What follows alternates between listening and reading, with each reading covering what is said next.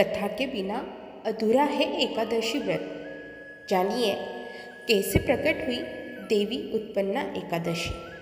भगवान विष्णु को समर्पित होने के कारण एकादशी तिथि को बहुत ही महत्वपूर्ण माना गया है। मार्गशीर्ष मास के कृष्ण पक्ष में आने वाली एकादशी को उत्पन्ना एकादशी कहा जाता है। इस दिन साधक भगवान विष्णु की कृपा प्राप्ति हेतु पूजा अर्चना और व्रत करते हैं।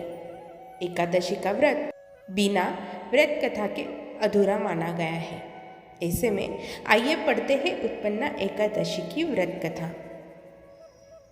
कथा के अनुसार सतयुग में एक राक्षस था जिसका नाम नाड़ीजंग था और उसके पुत्र का नाम मूर था।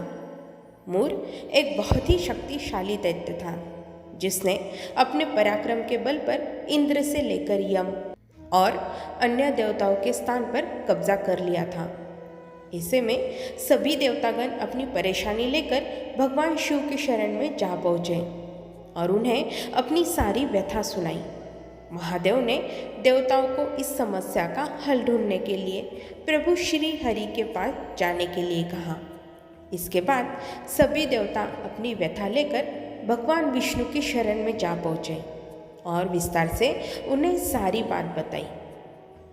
देवताओं की समस्या का हल निकालने के लिए भगवान विष्णु मूर को पराजित करने के लिए रणभूमि में जा पहुँचे, जहाँ मूर देवताओं से युद्ध कर रहा था।